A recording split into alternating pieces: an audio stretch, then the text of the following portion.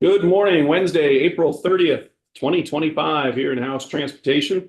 We are working on S-123 miscellaneous motor vehicles bill. And today we are joined by the Lieutenant Governor. He's got some concerns or some areas that he's been involved in this bill. Specifically on the agenda, of course, he's got 4 or 5 sections there. We'll jump from 16 to 22 to 23 to 36 to 43 and anything else that you want to cover. I know you said you wanted 15 minutes, so we scheduled 45. Perfect. Good morning. Welcome to committee. It's nice to see you. And fire away. It's your show. Good morning, Lieutenant Governor John Rogers here. Thanks, Mr. Chair and committee, for giving me some time. My main focus in this bill, as it was when the bill was in the Senate, is on the people who can least afford to keep cars on the road. I just had a personal experience that reminded me of how unfair the taxation of used cars is in the state of Vermont. I bought a used Subaru that needed some work for $7,000, and the state wanted to charge me sales tax on $12,500, almost double. This affects poor people who are buying used cars and can't afford new cars. As you know, maintenance on vehicles in Vermont is extremely expensive, especially once they get older. The other issue is that whatever you want to call the book, the blue book, the NADA book, now it's J.D. Power's book, do not reflect actual values of Vermont cars. It is a nationwide value. And you can't tell me that a 10 or 15-year-old car in Vermont is worth what a 10 or 15-year-old car in North Carolina is. We're lucky if we can get those cars inspected at this point.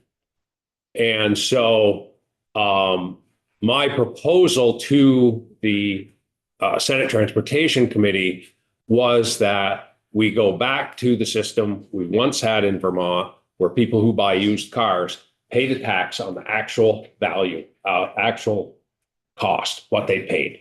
There is no other place that I know of in state government where you have to pay a sales tax on more than you paid. Doesn't happen when you buy a piece of land. Your property transfer tax is based on what you pay, even if you only paid half what the land appraises for.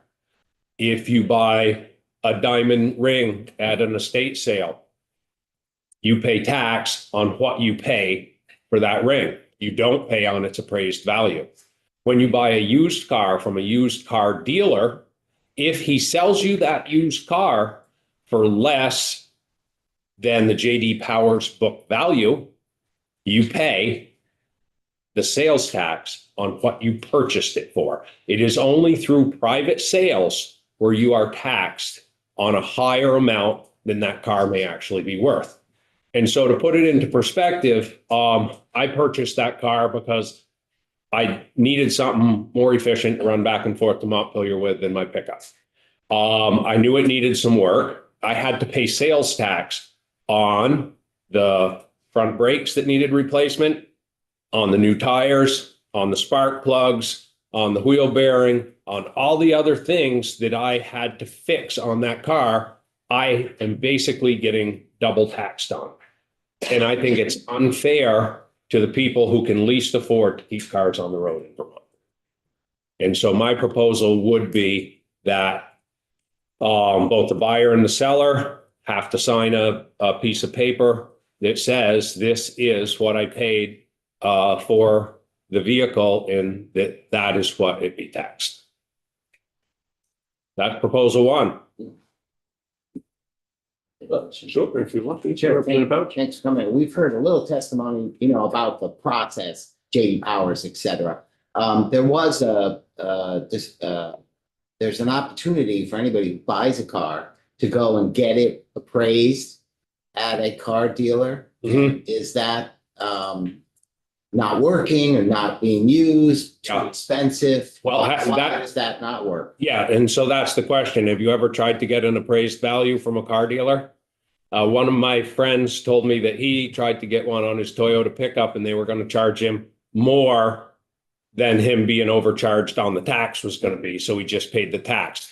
But most people, are going to a job every day, and why should they have to jump through those hurdles when no other place in state government do we do that? This is the only place that we do it. And as I said, I don't believe that those book values are accurate. I think they're accurate for maybe the first 2 or 3 years of a Vermont car. After that, they get less and less accurate as time goes on. Representative Wells? But when they first started this, John, with the JD Power, did they do it because I might sell you a rig and we're friends, so I write off that you only gave me $1,000 cash? Yeah. They brought that into play to defer that type of funny business when they're moving vehicles, right? They were definitely people scamming the system, just like humans scam every system we've ever invented.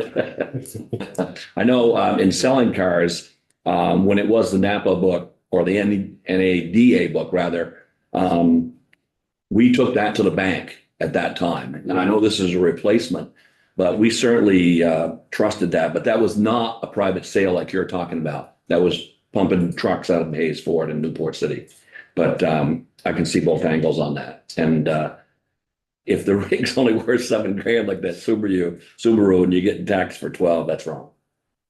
Yeah, and I think it's happening a lot. And I think when you talk about lower income people, they have less resources. I mean, I could handle the extra $200, whatever it was. Did I like it? No. Do I think it's fair? No. But there's some people that can't. And to tell those people that they have to take a couple hours off from work to go down to a dealer and try to find somebody who will do an appraisal, because a lot of them won't, and a lot of them charge for it. It's just another hoop for the people who can afford at least to jump through.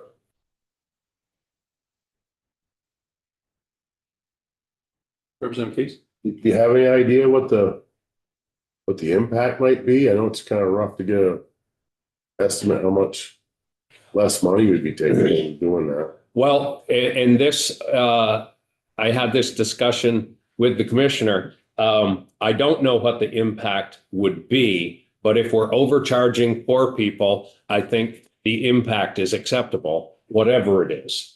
I too am concerned with people scamming the system, like Representative Wells brought up, and that's why, I think we could implement a way where both people had to sign and swear that this is what they sold it for. Will that end all scamming?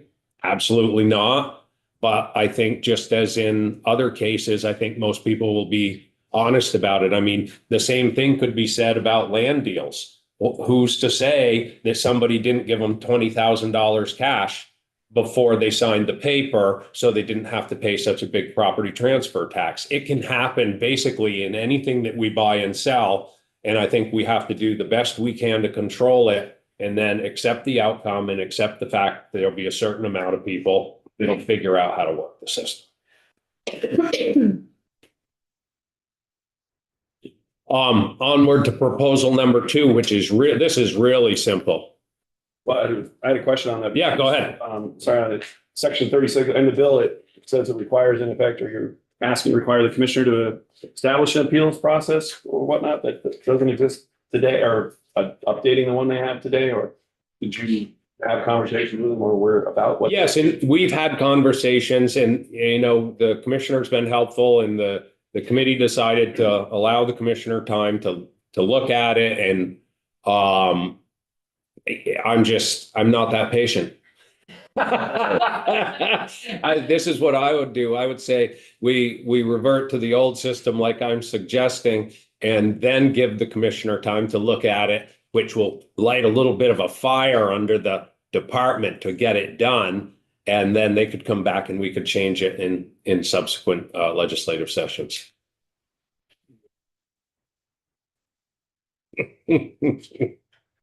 Please continue on whatever. So my second proposal is to get rid of inspections altogether until, and there again, I would allow the DMV to go back to the drawing board and come up with a better inspection process. I've been getting messages from people since the time I was in the Senate and here in the building about work that shouldn't have to be done, that is being required to get things inspected. our inspection process is over the top. And once again, it's affecting poor people more than anyone else. And there are literally thousands of people who are now driving vehicles uninspected because they can't afford another vehicle and they can't get their vehicle inspected.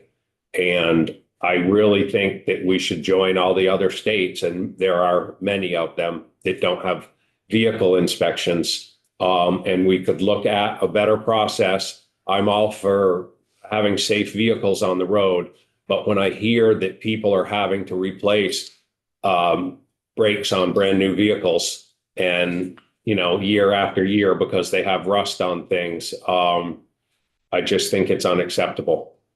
And we've got to, and I actually had a message after I started talking about this, a message from a guy who's worked in dealerships, worked as an automotive instructor at the tech center. And he said he has worked in shops before where they use the inspection as a way to make money. And we hear those stories all the time where parts are getting replaced. And it's just, as I said in the earlier testimony, I am trying to figure out ways. I think we're in for a few rough years. I don't think the economy is going to bounce back for a few years. And I think that people who are financially stressed are going to be more stressed than ever. And so with these two proposals, I'm looking for ways to try to save Vermonters money and allow them to keep their cars on the road so that they can get to work and do the things they need to do. Yeah, I mean, I think a strong argument about, you know, how much value and how much it costs to do inspections. Many states don't. We did change the rust rules on brakes. So, you know, there is some adjustments to the things where it's obviously an unfair evaluation of safety. But you said that there's maybe an alternative to the inspection, you know, to ensure safety of vehicles. Is there some other mechanism or another process? I don't know as another mechanism, but maybe changing the requirements. And, you know, front end parts are super important. You don't want a ball joint or a tie rod end going. Extremely dangerous for the driver and anybody else that's around them. But when they get into rust, and I've heard stories of so many people, and most of them are still driving their vehicles, to have a little rust on the frame somewhere, and their mechanic won't inspect the vehicle.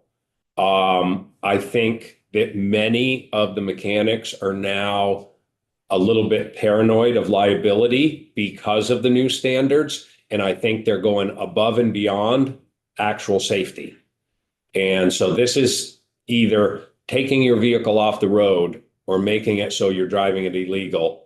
And there's just a ton of Vermonters who can't afford to trade that car in for something better, and can't afford to get it fixed. And if it isn't a serious threat to safety, they should be allowed to continue driving it. And so that's why I'm proposing to drop it all together until such time something more logical comes to play. But I haven't heard any issues with the states that don't have inspections having more safety problems than we have. And so I wonder if it's just an antiquated law that is not necessary anymore. Yeah, thank you, Lieutenant Governor. So as Representative Couch mentioned, we have had some testimony on inspections, a lot, actually, very detailed. We had to look at rust on brakes or rotors or whatever that was.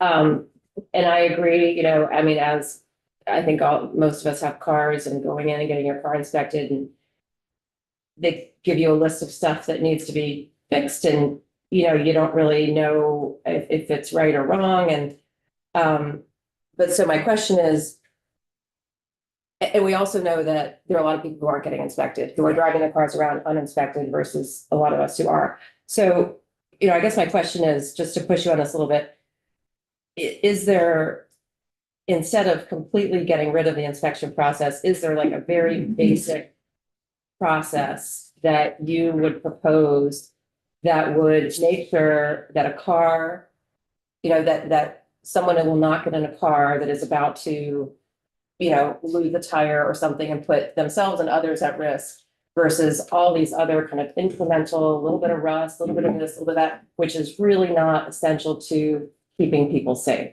Yeah, I would love to see like a real basic proposal for something like that. I'd be in support of that. Yeah, the most, for me, and I was an ASE certified mechanic at one time, so I know a little bit about this.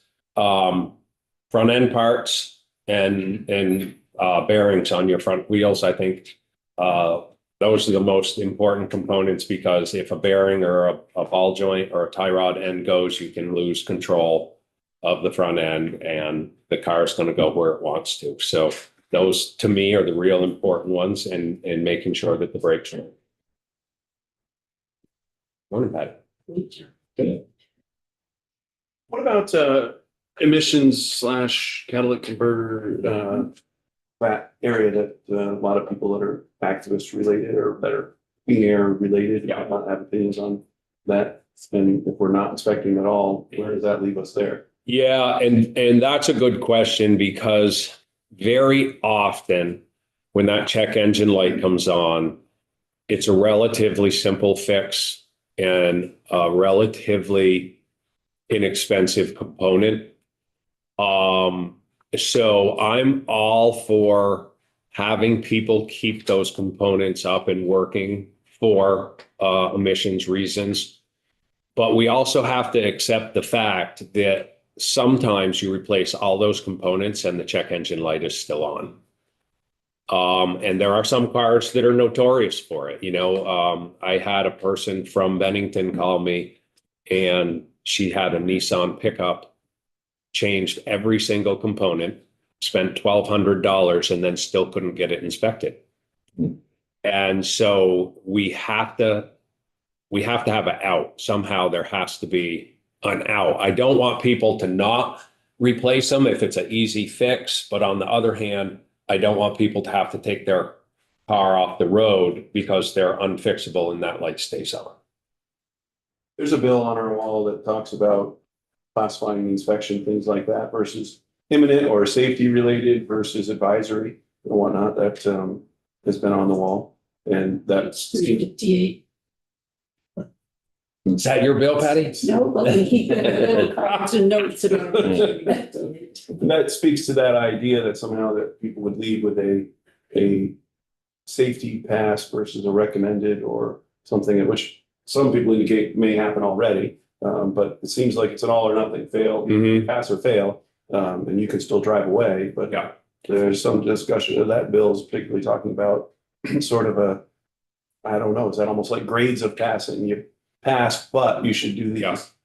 Well, and I think there's something to be said about older vehicles as well, because I think as time goes on, those systems are more likely to fail and not be fixable. That you actually, in older vehicles, I'm familiar with Subarus, and I've had Subarus in the past that didn't matter what you did unless you were going to drill the light bulb out, that light was going to be on. And there's some cars that are known for that, and I want to make sure that people that have them can keep them on the road. There's been some discussion based on what you're testifying to in earlier. Our wall gets littered with safety inspection related pieces it's not like second full term, but so I guess part of the third term, that wall gets it's a very vocal portion of Vermonters back to their reps to the requests and changes. And there was a major revision, I forget what year it is, there was a pretty significant revision to the inspection. And that's where the problems. And I couldn't agree more. I wasn't here, and I wasn't here then, but I could say I felt it was incredibly unfair to I couldn't afford to I don't want to get my car fixed. I want to keep it forever, right? I want to work with my mechanic to keep it running forever. And because I couldn't get rid of the lights and I couldn't move it or I couldn't pass it anymore because of those things, I had to buy a new car. So who's that help, right? But that's for the side that one of the thoughts is, because we have bills that come in this way, because of what you're talking about, what if there was a process where Vermonters knew that every 7 years or every some number of years, 5 years, some number, that the inspection process would be relooked at just like it was 5 or 6 years ago. We would take the amount of suggestions, have public hearing, have a revamp of the inspection process. Because in addition to that, technology is changing fairly rapidly. And now I know we've already hearing about autonomous vehicles and autonomous trucks. And they're testing them all kinds of places and they're running into all kinds of DMV laws and whatnot. And that are going to be hard for, they're going to need changes. As an example, one recently that if a truck breaks down, the driver's required to put out the triangle pieces every X number of feet behind the trailer.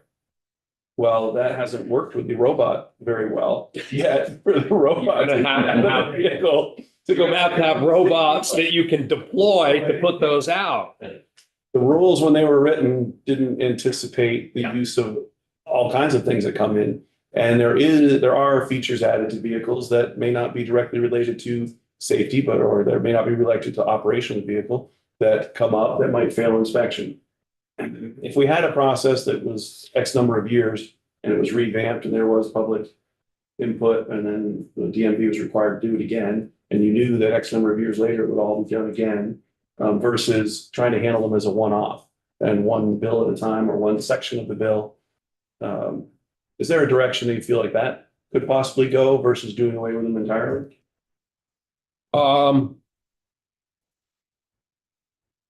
It's not a bad idea. The reason you have so many on the wall every year is when we let DMV go make the rules around inspection and they came back to LCAR and it didn't go through the legislature. And that's where all the inspections problems started.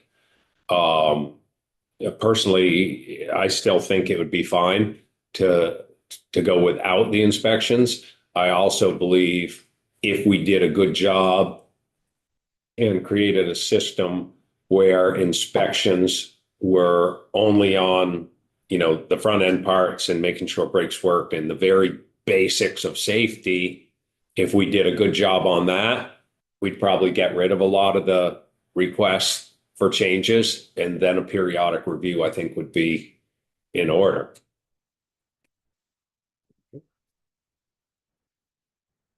Representative Allen? Yeah, I have a lot of concerns about going in this direction because it goes against the climate action plan. We're trying to reduce emissions. So, I think we need some kind of a very thoughtful approach to how we're going to not compromise on that because, transportation is the largest source of emissions in the state. So, one of the things that I was just looking at what other states do, and Connecticut, for example, requires emissions testing every 2 years for regular cars, but only every 8 years for hybrids. So, our sector is changing, right? So, I could see that I appreciate the argument that we need a finer grained approach to this. But I think until we start building walkable and bikeable places that, eliminate emissions in the first place, because they provide lifestyles that are affordable and convenient and don't create emissions because people don't have to rely on cars as much as they do now. I think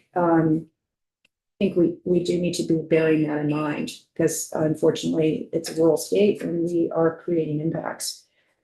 So, and I also noticed that it seems like we're pretty aligned with what New Hampshire does too on our inspections and emissions. I could be just a quick Google, so I'm not sure about that, how accurate that is, but it's just of interest that there's some alignment with New Hampshire. I think Connecticut does the emissions, but I don't believe they have an inspection. Yeah, I don't know. It was just. I think they just do the emissions. I'm not positive of that, but I believe they do emissions tests, but they don't do an inspection like ours. Well, and we do hear a lot of you know, how the cars are being better made and better built all the time. So, you know, there's some argument for, yeah, again, just kind of taking another look at this and whether or not how well our current rules align with, what's out there. But I do want to make that point about, it's really important to continue our work on reducing emissions. Understood, but my whole focus here is on people who are barely keeping their head above water and can't afford a new car. And how do we keep those people able to get to work and provide for their family? And that's what my whole focus is. Representative Case?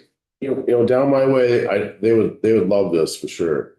You know what I mean? I never heard anybody come say, you know, I wish they'd have tougher inspections. I really appreciate that. You being up there, the transportation, you know, see if you can get that done. I've never heard that. Yeah. So I could be quite popular down my way.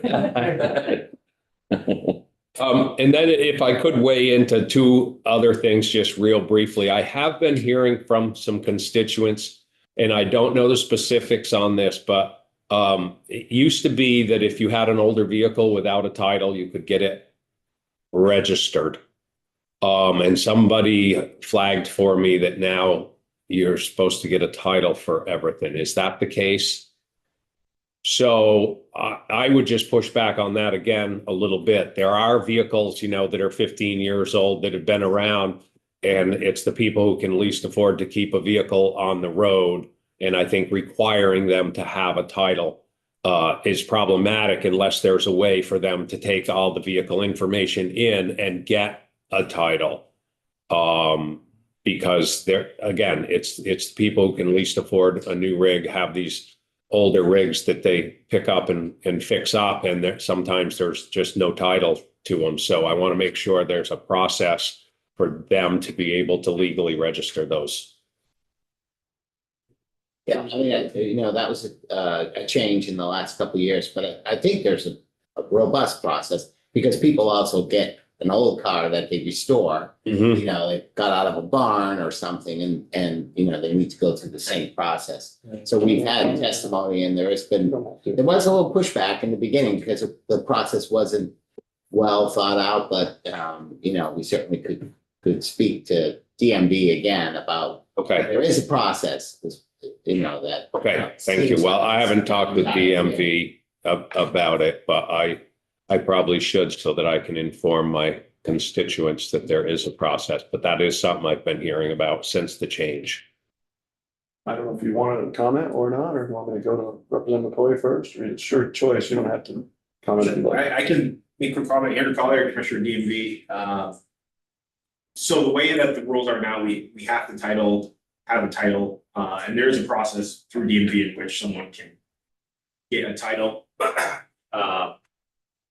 a new title that we can print off for them. But there's a process in place which I don't know each step of it, but and it does have to do with our national partners as well, making sure the titles showing up, registered in another state. Stolen. Exactly. Something, yeah, okay. But there is a robust process and it's that we do have. Okay. Thank you, good to know. If I can just, for the previous section, not to jump back, just for some context on the inspection side.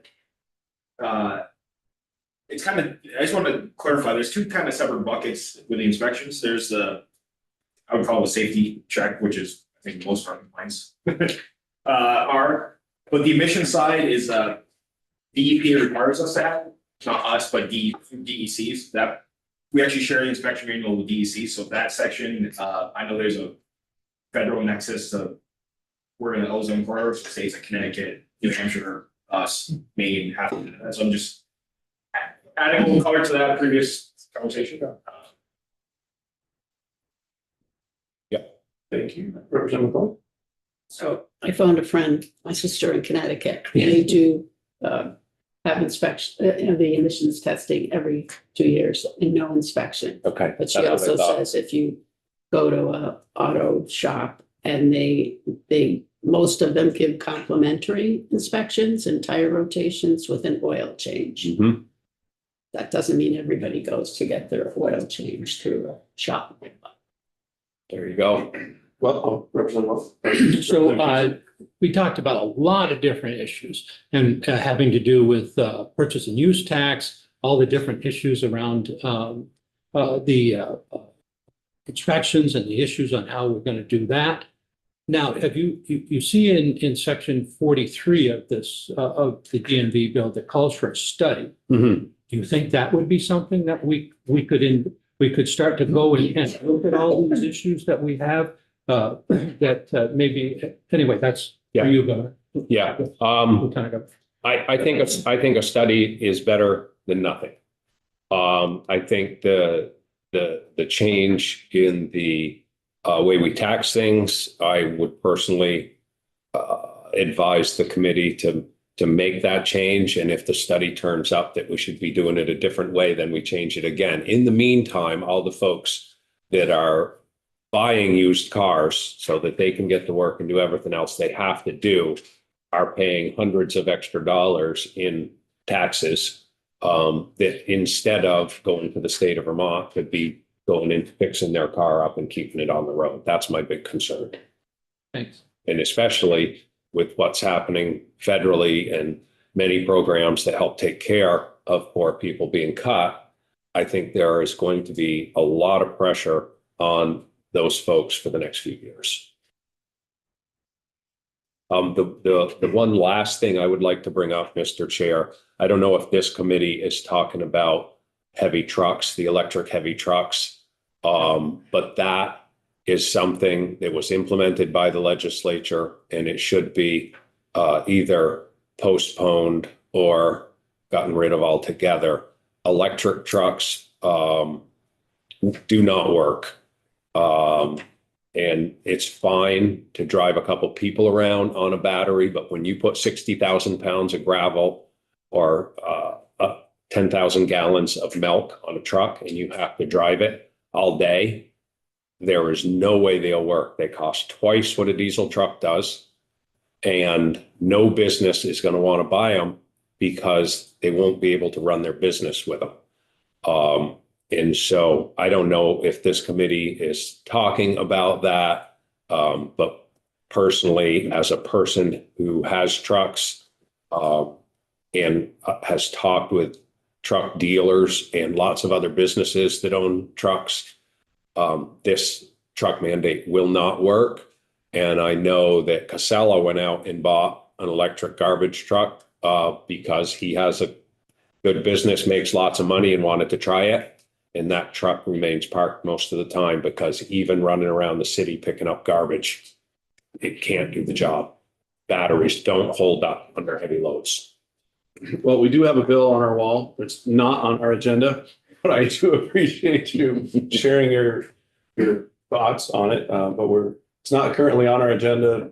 We'll throw it right in this bill. It is a miscellaneous bill. Come on, man. It is a miscellaneous bill, but it is on the wall. There's quite a few on the wall that other people would love to talk about. But I guess you earned that right as a lieutenant governor. So, I will say it's a great concern of ours. We have talked about this numerous times, but I will say that was done through rules. It wasn't something that we passed as a body. But there's three options to take care of that. The governor can do it. Mm-hmm. You know, and it doesn't seem like he's come out yet to delay it. We could do it, or Congress can do it. Right. So there are sort of like three different scenarios. Yeah. To delay it. My understanding is that the legislature is the one that proposed to have the rules created. And that's why I think it's a legislative duty. That might have been 19th. I mean, I'm not sure. Yeah, when that was done. Anyways, I just throw that out there. Even though it's not. I would like to see. I'm reluctant to call on anybody. I would like to see, I'd like to see it gone no matter how we kill it, Tim. Representative Pouch, you had your hand Yeah, I up was just first, and gonna then say, Representative Wells. the Clean Cars, Clean Trucks, it's rulemaking, new A&R, and the administration has ability to adjust that. Mhm. We've heard that, that may be coming, so it seems like that's the best route. Representative Wells? We did Yeah, I think Lieutenant Governor, that was a wonderful segue because when we talk about heavy duty EV trucks, we are talking about junk. So well said. Okay. On that note. All right, so as far as safety inspections go. You didn't have one either. You didn't have a question either, so there we go. All right, as far as safety inspection goes, I do have a big concern about the amount of abandoned vehicles I see all through the South and everywhere that I've spent a ton of time traveling in the last years. I have an issue in terms of the amount of bald tires and things that don't happen. We took significant testimony on inspections. The people that are out there every day do find major issues. We saw a ton of pictures and videos of cars that, thank goodness, they were able to actually get them fixed or take them off the road. So there is that portion of it. I also very much live on the side of my best contributor to climate change is to not buy another new vehicle and to keep that going forever. And that frustrates me when a light is on and everything runs perfectly well and it goes forward and it stops and it continues to go. And it doesn't matter if my passenger safety airbag is on or not on. It makes no difference in terms of the car. And, I'm the passenger, so what difference? Nobody wants to worry about that. So I find out, and we also took in testimony that we're talking about 4,000 to 5,000 less tickets being written for uninspected vehicles, but yet the amount of inspections is down dramatically. We did an informal survey of just the parking lot right here, and we have dozens and dozens of uninspected vehicles driving all over the roads. Mhm. Are they because of the cost? Are they because of the safety, or because of enforcement that doesn't happen anymore on a secondary offense? So there's a lot to it. Yeah. And I think that understanding that and figuring out how we're going to go forward is really something we'll be to have to decide, at least our piece of it in the next little bit. And also, I think there's issues on both sides of this, Mhm. pretty glaring. And I would say I'm very thankful for the secondary enforcement because those people also can't afford a ticket. And so I think it's really essential to do something so that we're not punishing the people who can least afford to keep cars on the road. And I thank you all for your Very time. much appreciate you coming in. Thank you very much. Thanks, John. I said earlier, we'll probably lose our break. I wasn't kidding. Because Ken Wells talks so much. Thank you, John. Perfect timing. I was hanging around outside. Sending around and a return to the. Five, sir, I can. Do you want a minute just to get settled or?